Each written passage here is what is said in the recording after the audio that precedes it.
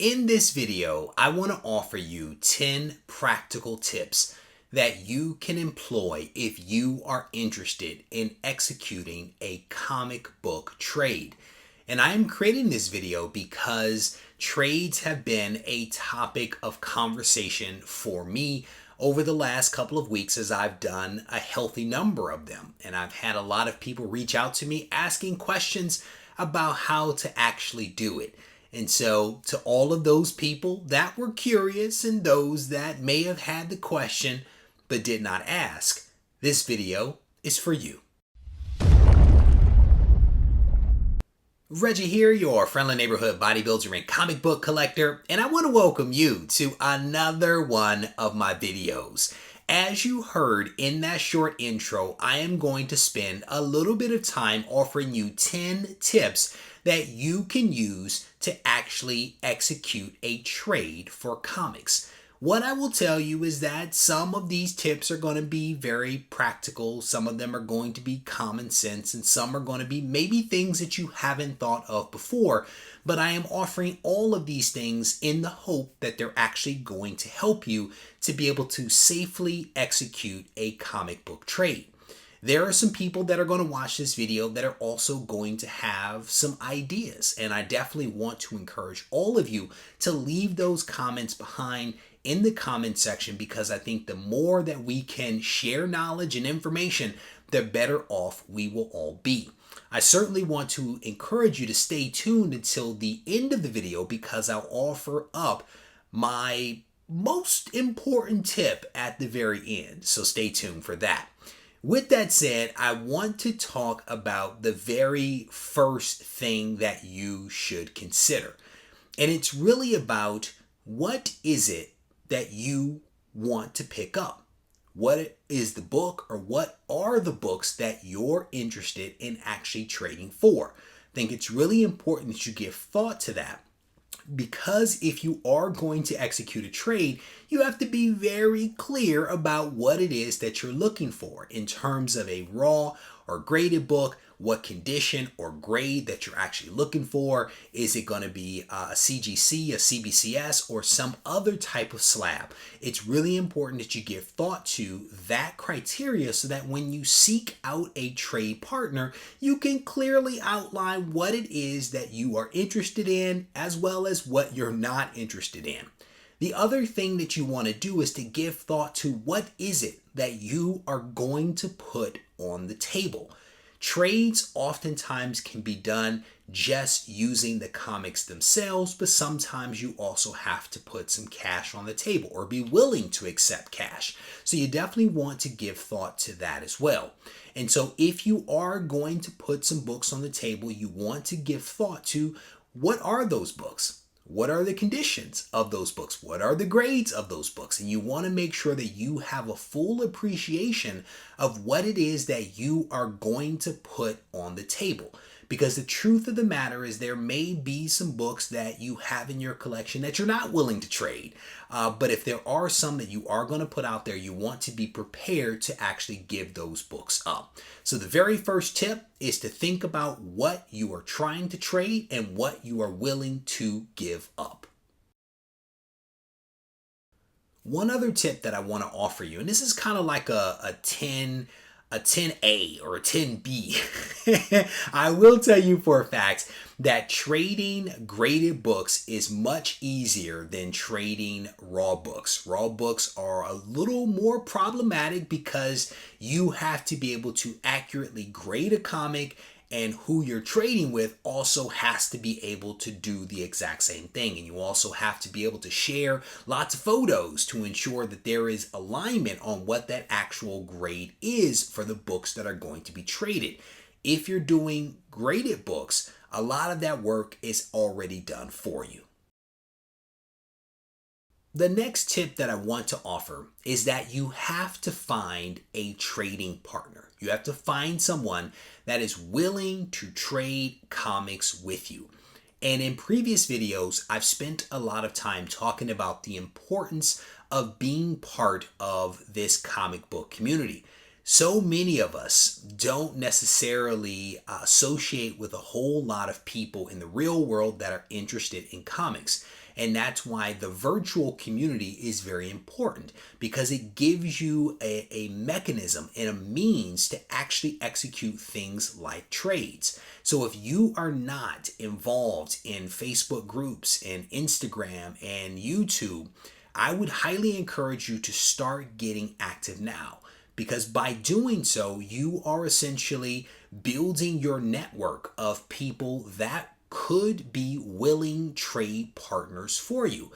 But the likelihood of you being able to find someone that is willing to trade with you virtually that you've never really spoken to before will be really difficult, versus if you have built up a sizable network of individuals that you've socialized with over time. You've gotten to know them, they've gotten to know you. Maybe you've exchanged some AOKs. Maybe you met in a chat. Maybe you met on Discord.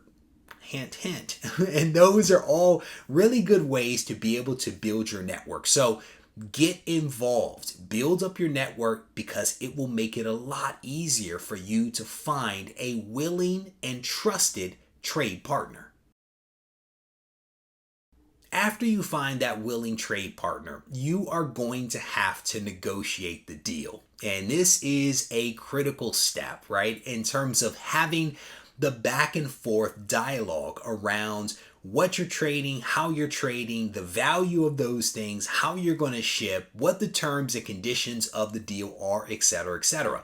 Negotiation is very critical. And as part of that, communication is vital.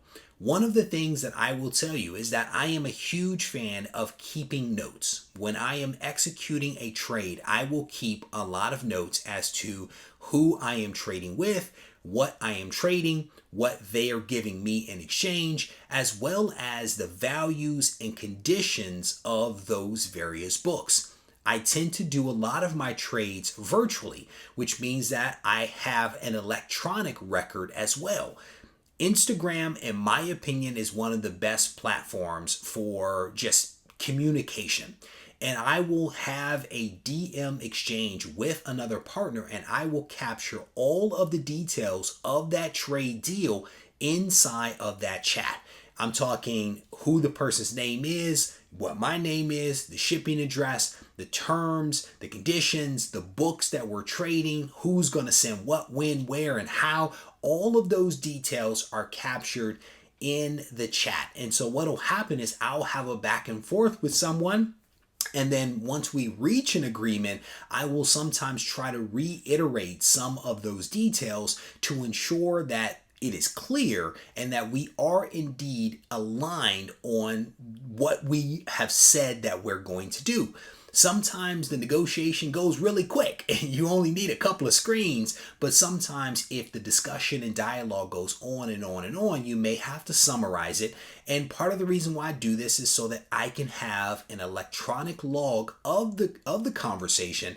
And then I also do some screenshots to make sure that I have all of that information saved to my phone, in addition to the notes that I will actually take on a piece of paper or a backing board or something like that. So negotiating the deal, effective communication is vital, as well as good documentation.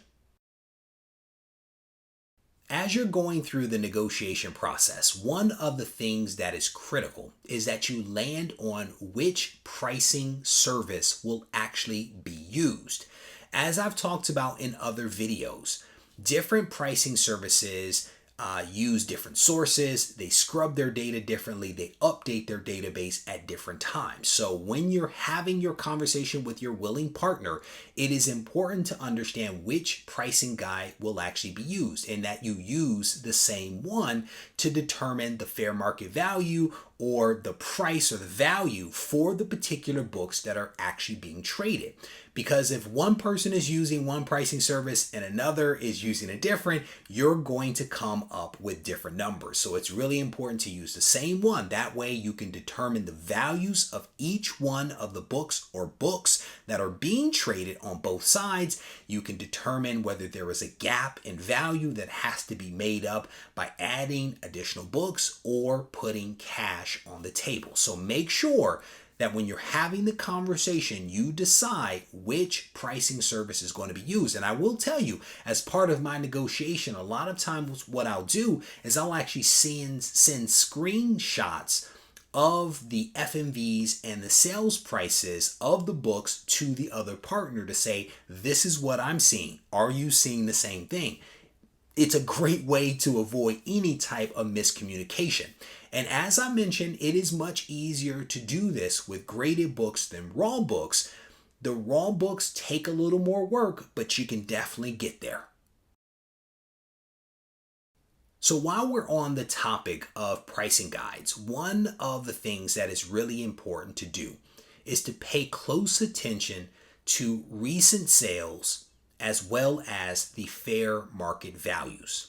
And this is important, for example, if you happen to be using Go Collect and you are offering up or trying to acquire a book that has an FMV, for example, of $150. And what you'll see sometimes if you go into the sales data is that a book could be hot or it could be cool. And what I mean by that is that it could have an FMV of $150, but the recent sales might actually be $200 or $250, or they could be $100. They could be plus or minus that FMV that is actually being stated. So it's important to look at the FMV, but also look at the sales data.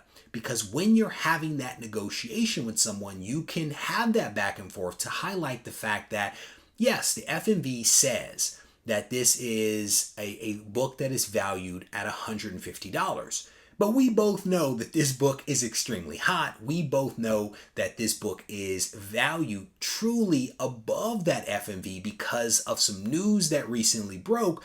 Why don't we actually value it above the FMV at the most recent sales price? And you can do the same thing for the opposite side if it were lower than FMV. But it's important to be transparent about what is actually being shown in the pricing service. And again, have that back and forth to ask the person and to confirm what they're seeing, what you're thinking, and share it. Share that information while you're having that discussion. And I'm confident that you can arrive at some numbers and some values that actually make sense and are represented, yes, by the data, but also by the reality of what is actually happening in our very dynamic market.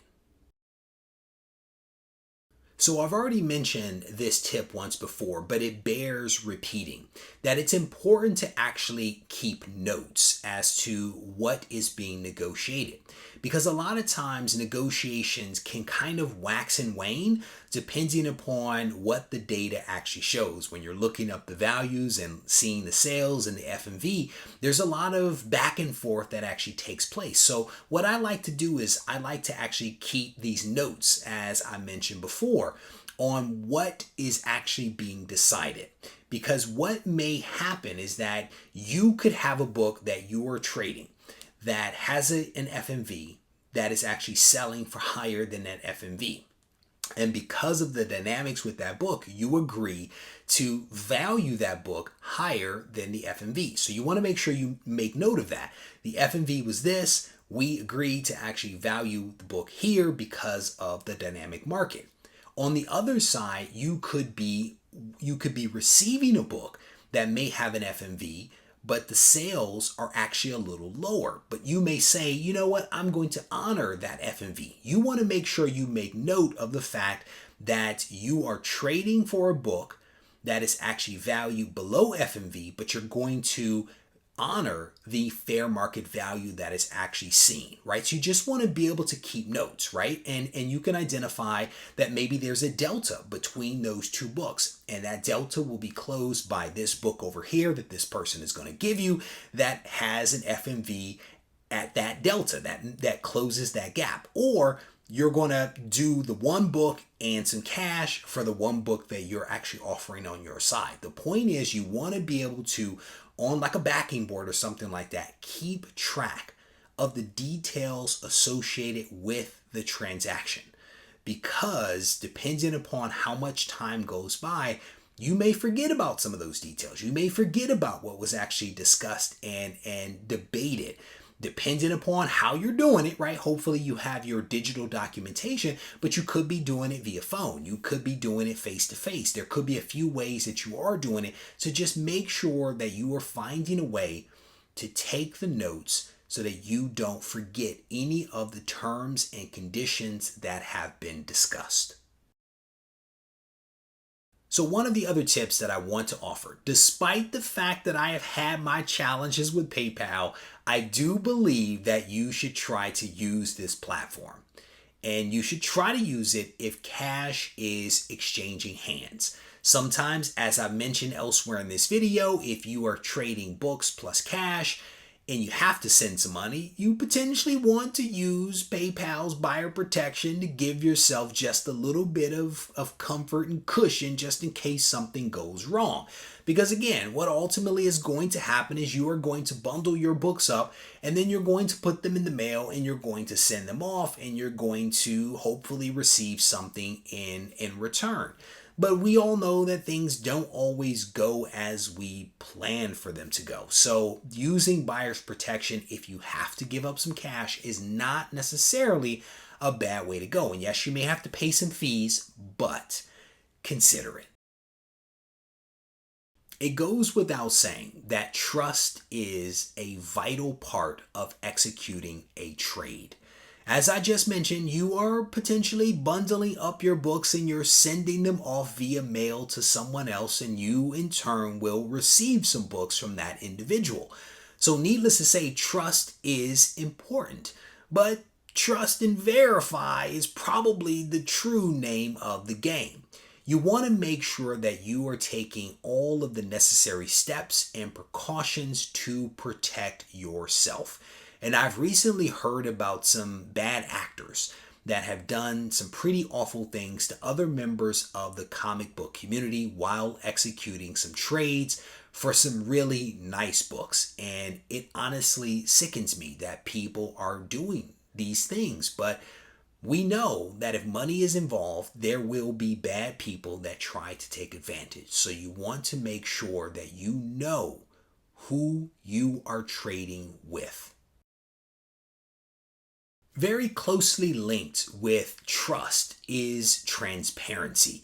And if you have followed my channel for any length of time, you know that I am a fan of being transparent. I would just rather tell you the truth than to try to remember the lie that I told you before that I need to remember later on. I would rather just tell you the truth, have it all out on the table, and then have you make a decision now that you know the truth, right? Transparency in my mind goes a long way towards building trust. And so I would just rather tell you everything. So I would definitely encourage you, if you find a willing partner that is willing to negotiate a deal with you as you go through those negotiations, be transparent, be truthful, be trustworthy.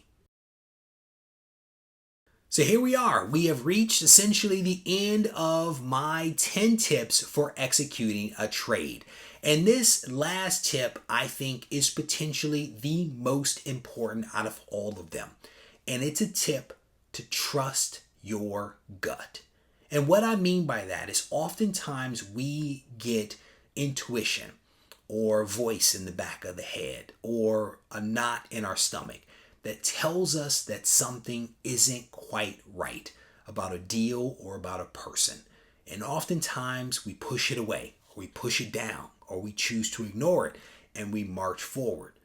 Sometimes you actually have to slow down and listen to that voice, because sometimes it's not a good deal.